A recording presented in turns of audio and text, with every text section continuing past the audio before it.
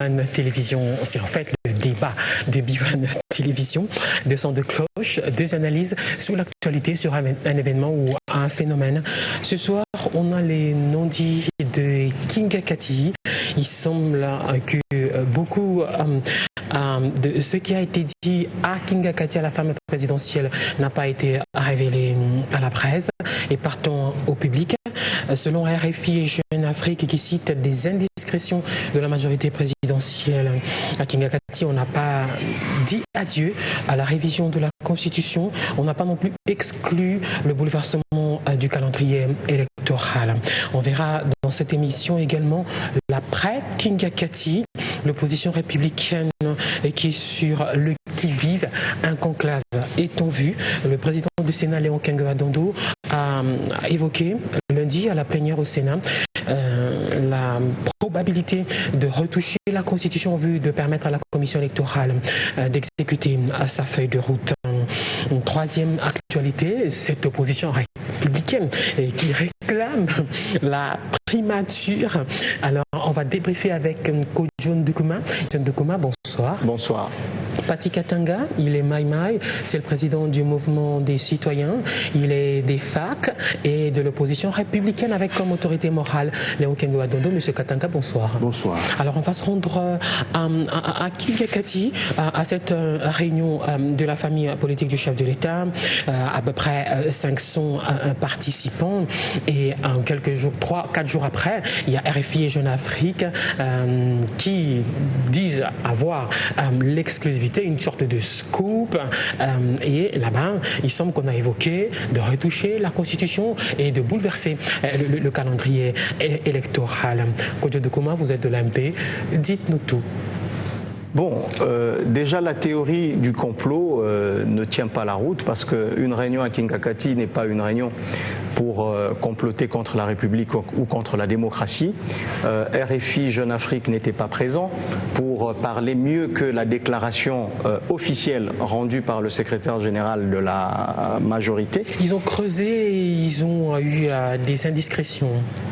Bon, moi je ne parle pas des... De certaines de vos copains. Moi je ne parle pas des indiscrétions, moi je parle de ce qui a été, selon la déclaration. Ils ont fait leur boulot de journaliste, ils sont allés au-delà de ce qui a été dit officiellement. Bon, la MP s'est réunie à Kinga Kati parce que c'est une plateforme électorale d'abord et c'est une plateforme de gouvernance dans la conduite du projet électoral ou du programme électoral du chef de l'État. C'est déjà ça d'abord. Donc c'était une occasion d'évaluer à mi-parcours parce qu'il reste quand même 3 ans pleins et entiers de gouvernance du pays et il y a des questions, des options fondamentales qui ont été discutées, comme par exemple les questions de réforme électorale pour assurer conjuguer à la fois la stabilité démocratique et les impératifs budgétaires, comme par exemple les promesses que les chefs de l'État a faites à l'occasion des concertations nationales. Ça veut dire par exemple comme il n'y a pas assez d'argent pour faire les élections, on les fera en 2015, une présidentielle au suffrage indirect, c'est ça? Ce n'est pas ce qui a été dit, mais parce que la question a été posée, je pense qu'on peut avoir un common sense, c'est-à-dire un bon sens pour nous rendre compte qu'il y a déjà la problématique de la légitimité des assemblées provinciales, des gouverneurs, du Sénat, et organiser un suffrage indirect pour le président de la République en 2015 sur base des assemblées provinciales ou des grands électeurs qui ont eux-mêmes une légitimité édulcorée. Je pense que même en termes de faisabilité politique, je ne pense pas que c'est une hypothèse de travail sérieuse, même si c'est Jeune Afrique ou RFI qui n'étaient pas à Kinga Kati qui semble le dire. Ce que je sais, c'est que lors de l'examen au Sénat du calendrier de la session de mars... Les articles évoquent plusieurs stratagèmes, un référendum, une sorte de dauphin qui reviendrait après Kabila peut-être. J'ai lu le soft aujourd'hui, qui dit Kingakati comme si vous y étiez, et le chef a dit il n'y a pas de dauphin. Donc ça veut dire qu'on ne peut pas aller dans les supputations qu'on a dans sa tête. Il y a une déclaration de l'AMP qui parle éventuellement des consultations référendaires sur des questions de parité hommes et femmes, mais nulle part il n'est question de ce que Jeune Afrique ou RFI dit. Mais je pense qu'il faut d'abord s'en tenir. Je comprends que les gens sont assez curieux et ils veulent aller au-delà parce que la politique, dit-on, c'est l'art de manier le secret et la duplicité, et aussi que la MP est l'aile marchande de la gouvernance. Donc tout mouvement du pays, tout mouvement que la MP fait doit pouvoir soulever des vagues et attirer la curiosité même au-delà de ce qui est réel. Pati Katanga à l'opposition, est-ce que cette rencontre de Kingakati a levé l'équivoque par rapport à ces rumeurs et à ces procès d'intention pour un troisième mandat de Joseph Kabila? Au niveau de l'opposition républicaine, nous sommes toujours sur les qui-vive. Kingakati, c'était une réunion politique normale et ordinaire en démocratie, une autorité morale qui réunit son camp. Nous n'avons rien contre, sauf que dans la forme, ça pose problème. On nous a dit par le communiqué qu'il y avait des ambassadeurs. Les ambassadeurs ont été invités dans une réunion politique. Ça pose un problème parce que ce sont des hauts fonctionnaires de l'État. Mais les restes de courtisans, c'est comme ça qu'on les appelle. Des partisans de Kabila ont été là-bas. Exercice normal en démocratie. Ce qui nous intéresse, nous, c'est que nous devons toujours rappeler notre position. Kingakati, si c'était pour comploter contre la Constitution, c'est perdu, parce que notre position est claire et je pense qu'au Conseil... M. Ndoukuma a tout de même dit qu'on pourrait y toucher par rapport aux élections. Non. Aux articles qui touchent les élections. Pour nous, notre position est claire. C'est-à-dire que la Constitution, sur le plan juridique, on peut la réformer, on peut réformer certains articles. Et puis il y a des articles qui sont intangibles. Sur le plan juridique, on ne peut pas les réformer.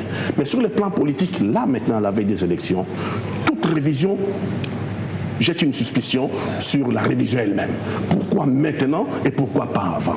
Donc nous pensons, comme nous avons dit à la Concertation nationale, que la Constitution, on ne doit pas toucher à la Constitution tout simplement parce que nous sommes à la veille des élections et nous pensons que la Constitution n'est pas faite pour être révisitée ou réformée par convenance personnelle. Donc, de toutes les façons, si on décide de réformer la Constitution, comme Kingakati nous l'a dit, on dit qu'on va aller par référendum. On va y aller par référendum. Mais là, ça pose un problème. Parce qu'on nous dit qu'on veut réformer le mode de scrutin pour faire élire les députés provinciaux au scrutin indirect. Et on dit, c'est la formule réaliste au regard des moyens budgétaires et au regard du calendrier. Mais dans l'entretemps, on nous dit, nous allons soumettre certaines dispositions à réformer au référendum. Ça pose un problème. Si on va au référendum, qui est un mode d'élection qui demande beaucoup de moyens, alors que nous disons qu'il n'y a pas de moyens, nous réformer en même temps pour qu'on élise les députés provinciaux au suffrage indirect, ça pose déjà un problème. Tout ça, c'est dans un flou qui n'est pas clair. Mais nous sommes clairs qu'on ne doit pas toucher à la Constitution, notamment dans ces articles intangibles. Monsieur Ndoukuma, ça ne tient pas la route. Il n'y a pas assez de moyens pour faire les élections, mais il y en a pour faire un référendum. Bon, je pense que à Kingakati, de ce que j'ai lu dans la déclaration, le chef de l'État n'a pas voulu mettre en dehors des cogitations politiques le peuple qui est le souverain premier. S'il faut pouvoir consulter le peuple sur la perspective d'une initiative qui peut diviser la classe politique, la démocratie s'en trouve tout à fait grandie. Et en termes de relativité des moyens, je pense que pour un référendum, la question c'est de dire oui ou non. Donc on n'a pas toute la phase préélectorale, pré-ceci, pré-cela. Et s'il faut avoir l'implication du souverain primaire, je pense que les impératifs de dépenses budgétaires ne peuvent pas être évoqués dans ce sens-là. Alors, j'ai entendu dire que nous sommes à la veille des élections. Pourquoi veut-on changer la Constitution? C'est pratiquement les mêmes arguments que nous avions eus en 2010-2011, lorsque moi j'étais encore directeur de cabinet à l'Assemblée nationale. Cette suspicion, ce procès d'intention, comme si on voudrait changer les règles de jeu démocratiques, alors que même à la veille de quelles élections, parce que le scénario présenté par l'abbé Malou Malou n'a pas encore été adopté. Donc on parle de quelles élections que la majorité présidentielle veut piper ou quoi que ce soit. Lorsqu'on se réfère aux expériences démocratiques plus assises comme la France, la Constitution de la Ve République en 1958 avait déjà fait l'objet d'interrogations dans les prochains mois qui avaient suivi, parce qu'il fallait passer, c'était le contraire, du suffrage indirect pour élire le président au suffrage direct. Donc il y a eu 16 initiatives de révision abouties en France. Donc interroger la Constitution est une respiration démocratique normale. Mais maintenant, sur le plan politique, si ça pose des questions de suspicion, je pense que les termes de la réflexion politique de l'AMP sont consignés dans la déclaration signée par le secrétaire général de l'AMP. Justement, Léon Kengwa Dondo a également évoqué une probabilité d'une modification de la Constitution au vu de permettre à la Commission électorale d'exécuter sa feuille de route. Katanga, réaction. Déjà au niveau de l'opposition, ça pose problème. C'est lui-même là qui est appelé à organiser les élections Malou nous pose problème. Nous, l'opposition, nous ne sommes pas d'accord. Tant l'opposition républicaine que les amis qui n'ont pas été aux concertations. Il y a même une initiative de Martin Fayulu qui court. Nous visons toujours le même objectif, mais nous prenons des moyens différents. Parce que lorsque nous sommes allés aux concertations, nous avons affirmé le principe selon lequel on ne doit pas toucher à la Constitution et on doit strictement respecter la Constitution, notamment dans ces articles intangibles. Et nous avions dit à l'époque, c'est encore une recommandation de concertation, qu'il faut une nouvelle administration électorale indépendante. Et Léon Kengwa Dondo, à la rentrée, dans son discours à la rentrée du Sénat, l'avait rappelé qu'il faut une nouvelle administration indépendante et professionnelle. Déjà, Malou Malou, en tant qu'arbitre, déjà nous pose problème. Mais nous constatons qu'il y a symbiose de point de vue entre la majorité, donc Kinga Kati, et Malou Malou. Ça renforce encore la suspicion. Tout ce que Malou Malou dit est bon pour la majorité. Tout ce que la majorité dit est bon pour Malou Malou. Qu'est-ce qu'on nous prépare? Qu'est-ce que Léon Kengwa Dondo dit? Léon Kengwa Dondo, nous sommes sous la même position, mais il est le président du Sénat. Le calendrier du Sénat est fixé à la conférence du président. Si à la conférence du président, le point a été discuté et démocratiquement, Léon Kengwa Dondo n'a pas d'autre choix que de dire on amène le point à l'Assemblée, à la plénière, pour que la plénière se prononce démocratiquement. Mais là encore, nous n'avons pas encore la matière. On veut réformer quoi? On lève seulement le principe de la révision constitutionnelle, mais on ne dit pas quels articles qui seront revisités. Les articles qui touchent la loi électorale. Ah bah si ce sont les articles qui touchent à la loi électorale, qui va organiser les élections? Malou Malou nous pose problème. Il faut une nouvelle administration. Et je pense que notre autorité morale qui est Kengwa Dondo l'a rappelé lui-même dans son discours. Il ne va pas se dédire. Ok. Kodjo Doukouma, cette initiative inscrite au calendrier du Sénat, là vous vous frottez les mains parce que ça rejoint vos ambitions. On ne peut pas dire ça. Je crois que même si il faut pouvoir aller au suffrage indirect, les règles du jeu seront les mêmes pour tout le monde. Il n'est pas question de penser que les règles du jeu électoral, lorsqu'elles sont figées, qu'on sera nécessairement vainqueur par rapport à cela. Au suffrage universel direct, l'opposition a été battue. C'est pour cela qu'ils sont restés dans l'opposition, parce qu'ils n'ont pas pu avoir la majorité. Et même si on gardait le suffrage universel direct pour l'élection au niveau local, est-ce que l'opposition est en mesure de mener une bataille électorale sur le terrain et de pouvoir la remporter? Donc c'est pour dire qu'un match de boxe ne se gagne pas, ou un match de foot ne se gagne pas par correspondance, mais il se gagne sur terrain. Alors la suspicion qu'il y a sur les termes de la révision, de la révision éventuelle, comme si ça va favoriser un camp plutôt qu'un autre, vraiment je pense que cette thèse-là est en train de m'interloquer. Parce que même si les choses restent égales par ailleurs, la réalité est que l'opposition avait perdu. Dans les règles du jeu qu'elle est en train de défendre mordicus aujourd'hui, même si on les change demain, je ne vois pas par quelle magie ils vont pouvoir le remporter. Donc la question, elle est tout à fait ailleurs. Et ce conclave en perspective, c'est pour quoi faire, Pati Katanga? Bon, on ne va pas revenir sur le chaos électoral de 2011. Si on pense que nous sommes dans une république bananière, que les élections de 2011 décriées par le monde entier ont été des élections correctes pour l'AMP, je vous laisse la responsabilité. Mais quant à nous, nous nous préparons, ne vous leurrez pas, nous nous préparons pour aller aux élections, mais des élections réellement indépendantes et libres et transparentes et démocratiques. Nous ne voulons pas faire répéter 2011 parce que nous passerions pour quel pays? Un pays incapable d'organiser des élections. Mais nous sommes bons pour la poubelle. Demain, il y a un communiqué de l'opposition républicaine. Le communiqué de l'opposition républicaine relatif à la déclaration de Kingankati. Nous ne pouvons pas rester taciturnes, nous devons réagir pour, relever les contradictions qu'il y a à Kingankati. Lesquelles? Mais notamment en voulant organiser un référendum alors qu'on dit à l'égard du budget, nous n'avons pas le moyen pour organiser des élections au suffrage direct. C'est pour ça qu'on va réviser la Constitution. Mais dans l'entretemps, on dit on va organiser un référendum qui est quand même, il faut le dire, une élection générale qui demande enregistrer les électeurs, qui demande toutes les opérations électorales. C'est pas différent d'une autre élection. Ça coûtera peut-être beaucoup moins. Non, je suis désolé, ça ne coûterait pas beaucoup moins. Et il faut écouter ce que nous disent nos sages. L'Église catholique est contre cette révision pour amener chez nous ici l'élection de députés provinciaux au suffrage indirect. L'Église catholique contre. Même l'Église protestante contre. Suivez la société civile du Katanga, ce qu'elle dit. Tout le monde est contre, sauf l'AMP qui a toujours raison contre tout le monde. Mais je vous dis que cette fois-ci, le peuple sera debout. Ok, le contenu du communiqué.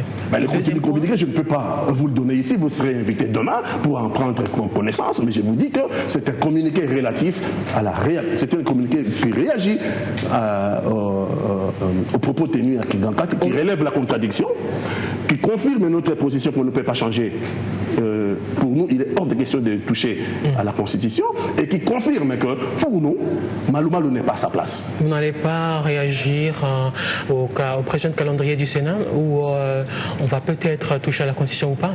Bien sûr, nous allons réagir parce que notre position était celle que nous avons affirmée aux concertations nationales. Parce que ces velléités-là, la majorité l'a amené déjà aux concertations nationales et nous l'avions repoussé, ces velléités. Maintenant, on les ramène par d'autres voies à l'Assemblée nationale et au Sénat. Mais nous serions là pour dire il n'est pas normal que lorsque le match commence, parce qu'il fait allusion au sport, il n'est pas normal qu'on change les règles du jeu lorsque le match est commencé. Ce n'est pas acceptable. Le match n'a pas encore commencé. Non, le match a commencé parce qu'on nous a présenté, Malouba nous a présenté un calendrier. Hey, il faut être attentif. Hein. Ces gens-là, quand ils nous disent qui dit bâté, il ne faut pas tout ça qui dit bas. Ils écrivent eux-mêmes qui dit bâté élection et causa là. Rappelez-vous Moulounda, Moulounda. Donc, c'est pour vous dire, eux disent que non, ça n'a pas encore commencé. Attendez, 2016, d'ailleurs, ils comptent mal. Ils disent qu'il nous reste 3 ans. Je suis désolé, qui va faire cette prolongation? Il ne reste pas 3 ans. Au 19 décembre 2016, Kabila a fini son mandat. Alors, c'est clair et net. Il y a peut-être des compromis en vue, primature contre révision de la Constitution. L'opposition républicaine, ce n'est un secret pour personne, réclame la primature à corps et à cri. Oui, madame, nous avons été aux concertations. Nous sommes partis d'un constat que 2011, c'était un chaos électoral. Raison pour laquelle le président Kabila lui-même a convoqué les concertations nationales. Et nous y avons discuté en toute honnêteté et clairement pour dire que c'était un chaos électoral pour la République démocratique du Congo. C'était la honte. Il ne faut plus qu'on répète à la République démocratique du Congo 2011. Mais nous, l'opposition, qu'est-ce que nous disions? Puisque vous n'avez pas gagné, puisque maintenant nous sommes autour d'une table et nous discutons, puisque vous n'avez pas gagné, il n'y a aucune raison qu'on vous laisse les manettes de l'État jusqu'aux élections. Et le président Kabila lui-même, au Congrès, c'est lui qui dit que je mettrai en place un gouvernement de cohésion nationale qui comprendrait l'opposition, la majorité et la société civile. C'est le président Kabila, ce n'est pas moi. Et le principe est normal. Si la majorité a le président de la République, il est normal que, puisqu'il y a dualité à la tête de l'État, il y a le président de la République et le Premier ministre à la tête de l'exécutif. Si le président de la République vient de la majorité, mais il est normal que le Premier ministre vienne de l'opposition. Je pense que ça c'est compréhensible pour tout le monde. Kengo ? Attendez, ce n'est pas moi qui nomme le Premier ministre. Vous me posez la question et je vous réponds sur les principes. Bon, maintenant, c'est le président de la République qui nomme. S'il pense que le meilleur d'entre nous, dans l'opposition républicaine, c'est notre autorité morale qui doit donner. Il y a des intentions déclarées. Bon, pourquoi pas? Est-ce que c'est interdit d'avoir des ambitions? Les ambitions sont normales en démocratie. Et si le président de la République pense que les meilleurs d'entre nous, c'est l'autorité morale qui doit donner, ben moi aussi je le pense. Mais Si Ken Ouaddondo pense qu'il peut rester au Sénat et qu'il y a d'autres de ces lieutenants qui sont capables d'aller exercer cette fonction, il va proposer la personne qu'il faudra. Alors, il y a cette question qui me vient à l'esprit. Qu'est-ce que ce gouvernement, peut-être dirigé par Léon Ken Ouaddondo, ne ferait pas que le gouvernement Matata fait? Qu'est-ce que le gouvernement ferait pas? Ne ferait pas que le gouvernement Matata fait. Vous posez la question à l'inverse. Bon, d'abord, le gouvernement Matata se cantonne seulement à la finance, la troïka financière.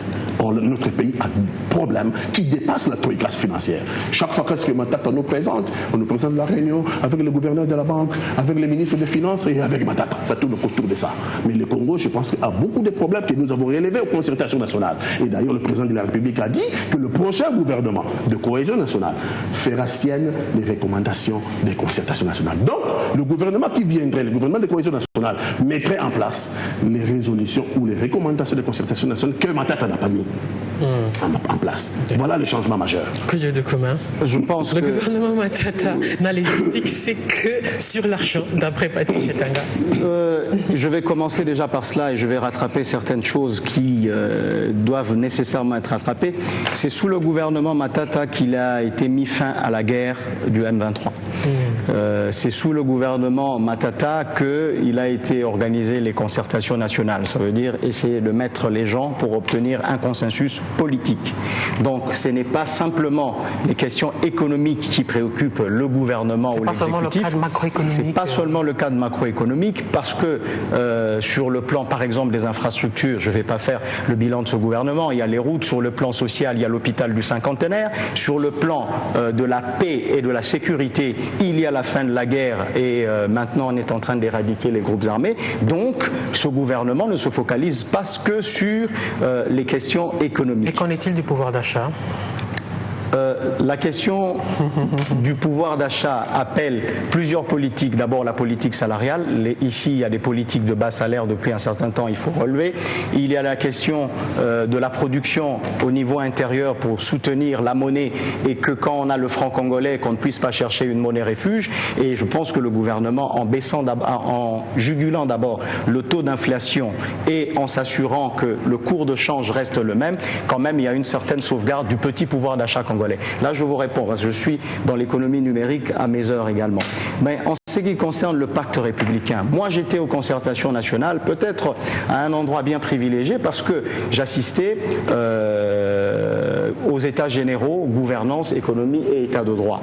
La formulation de la recommandation, c'était les 4 vertus du pacte républicain. Nous, la majorité, nous n'étions pas venus aux concertations nationales avec une proposition disant que nous allions réviser la Constitution. J'étais là et j'ai même été associé aux restitutions du bureau politique de la majorité pendant les concertations nationales. Ce n'était pas notre initiative. En ce qui concerne les 3 ans... C'était des soupçons. Oui, en ce qui concerne les 3 ans, je compte comme un enfant de l'école primaire 2014, 2015 et 2016. Ça veut dire que pour un gouvernement comme les États-Unis qui ont 4 ans, je pense qu'ils font beaucoup de choses et nous, il nous reste 2014, 2015 et 2016. Voilà pourquoi le chef de l'État, dans les restitutions officielles qu'il y a de Kingakati, a demandé l'éveil politique sur les enjeux contemporains pleins et entiers de 2014, 2015 et 2016. Autre chose, parce qu'on a parlé des ambassadeurs.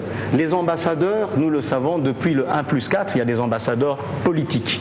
Parce qu'à l'époque, il y a eu le MLC qui avait par exemple pris le consulat d'Anvers avec M. Mbungani. Il y avait des gens qui étaient en France et tout. La question qui se pose pour la démocratie au pays, le chef l'a dit dans les restitutions officielles qu'il y a eu de Kingakati, il faut éviter l'irréversibilité du point d'achèvement de la démocratie dans ce pays. Et quand on place en perspective la question géostratégique, je demande juste 10 secondes, la question géostratégique de l'alternance au pouvoir, on se rend compte que 20 à 25% des chefs d'État africains entre 2014 et 2017 sont concernés par la même question du second mandat fatal. Et donc, je pense que même la communauté internationale, on a eu la réaction après Kinga Kati de l'envoyé spécial d'Obama, M. Feingold, qui s'exprimait sur la question parce que le tournant que nous prenons sur le plan géostratégique dans l'Afrique par rapport à cette question des mandats limités à 2 ans intéresse énormément l'étranger. Et il est bon qu'il y ait quand même des hauts fonctionnaires de la République, soient-ils politiquement engagés, qui puissent rassurer sur des éventuelles résiliences que nous n'avons pas dans notre tête. Ok, Léo Kengwa-Dondo qui se louche sur la primature, la même question qu'à Pati Katanga. Qu'est-ce qu'un autre gouvernement fera que Matata ne fait pas? Il y a d'abord l'article 78 de la Constitution. Soit la revendication formulée par l'opposition républicaine est une revendication de pouvoir adhérer à une coalition ou à la MP, parce que, bien sûr, il y a le pouvoir discrétionnaire du chef de l'État dans l'article 78 de la Constitution, mais le Premier ministre vient de la majorité parlementaire. À moins que l'opposition qui veut défendre la Constitution nous demande, et notre chef de l'État, l'autorité morale, de pouvoir enfreindre cette disposition. Autre chose, s'ils veulent dire que nous allons faire mieux que le gouvernement Matata, je ne pense pas, parce qu'il y a déjà un programme, une esquisse de programme gouvernemental consensuel qui est en fait les programmes, les recommandations sorties des concertations nationales. Jusqu'à présent, il faut admettre qu'il n'y a pas de résultat au plan social. Justement, c'est pour cela que Kinga Kati... Il n'y a pas de changement au plan social. Non, c'est pour cela que Kinga Kati devrait, peut-être non pas rassurer, mais donner peut-être, rassurer tout le monde, mais nous, ça nous rassure de l'AMP, donner une perspective quant à la tenue des promesses du chef de l'État. Il y a une centaine de recommandations des concertations nationales qui sont consensuelles, qui feront l'objet, comme M. Katanga le dit, qui doivent pouvoir être respectés parce qu'eux aussi ils ont cogité dedans. C'est ça qui constituera le socle du futur programme gouvernemental. Donc si on veut faire mieux que Matata, ils ne le feraient pas de leur propre intelligence, mais d'une intelligence consensuelle, impulsée d'ailleurs par le chef de l'État. Raison pour laquelle, peut-être que je vais tirer vers la conclusion, raison pour laquelle il vaut mieux non pas spéculer sur les intentions, mais sur la forme. Parce que cette section ordinaire de l'Assemblée nationale de mars est décisive sur l'investiture du gouvernement de cohésion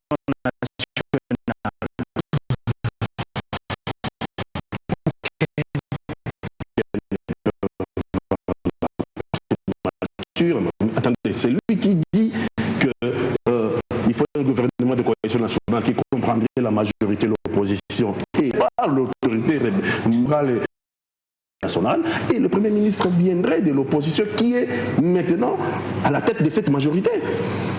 Mais je comprends qu'en même temps, vous voulez garder Matata, en même temps vous voulez les virer par rapport aux concertations. Ce sont les contradictions de l'AMP, on nous a habitués à cela. Mais nous disons que le président de la République ne doit pas subir des pressions.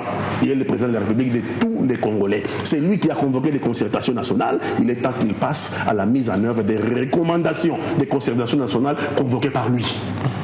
Il ne doit pas subir des pressions parce que nous savons que du côté de l'AMP, les caciques ne veulent pas parce que ce sont des privilèges. Les gens veulent garder des privilèges. Ils pensent que la République démocratique du Congo est un héritage qu'on leur a légué par leurs ancêtres. Et nous autres ici, nous sommes les locataires. Il y a toute forme de pression qui ne viennent pas seulement de sa famille politique, mais de vous. Hein. Nous sommes sur les principes. Nous sommes sur les principes. Il a convoqué les concertations nationales, nous sommes venus. Il a dit que le gouvernement comprendrait la majorité de l'opposition et nous sommes là. Mais commencer à dire que oui, si l'opposition républicaine a fait une demande d'adhésion à la... C'est une insulte. Il ne faut pas dire des choses comme ça. Mais pas à mon égard, mais à l'égard du président de la République. Parce que le président de la République lui-même nous appelle opposition. Il dit le gouvernement de cohésion nationale, madame, comprendrait l'opposition, la majorité de la société civile. Eux disent non, cette opposition, si elle vient, elle adhère à l'AMP. Voilà c'est le président de la République qui adresse leurs insultes. Voilà le rôle d'un informateur dont on attend peut-être la nomination d'ici là. Moi, je n'ai pas dit ça, et si vous prenez ça comme une forme d'insulte, ce n'était pas dans mes intentions, mais je ne pense déjà pas à avoir dit ça. Un informateur viendra identifier la nouvelle majorité. Ça, c'est dans la discrétion du chef de l'État. C'est dans la discrétion du chef de l'État.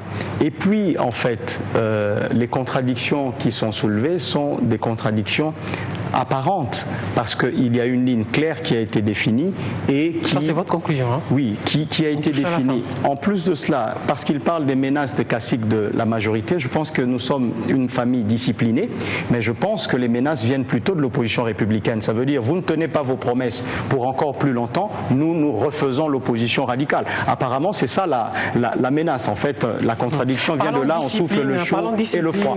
Il y a certains de vos camarades qui estiment que Claude Machala, justement, manque un peu de discipline. Je les cite par rapport à cette pétition qui demande une révision de la Constitution.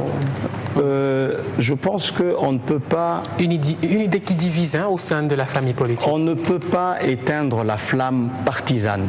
Et on ne peut pas non plus éteindre la flamme individuelle. Alors Christophe Lutundula a dit, je le cite, le PPRD doit avoir la maîtrise de ses lieutenants.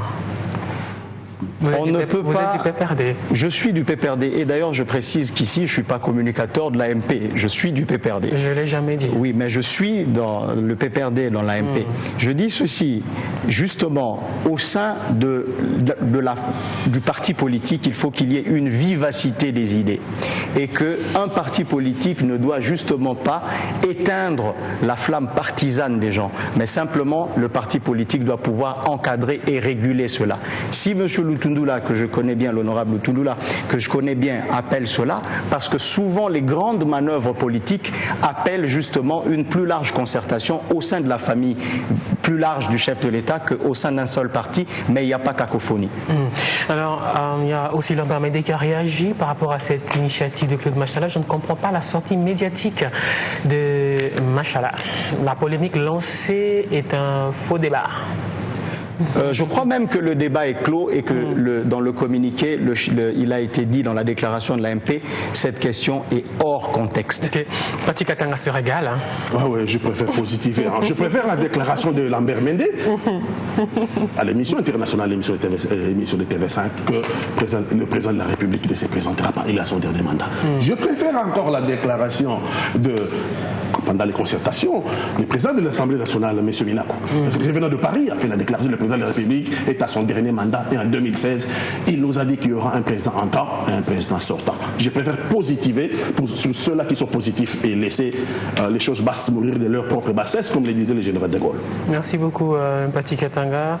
C'est sur cette considération virulente, quand même, quand nous terminons cette émission. Pati Katanga de l'opposition, Kodjo Doukouma de la majorité. Ils étaient dans ce débriefing qui se termine ici. C'était avec beaucoup de bonheur que j'étais avec eux. Au revoir.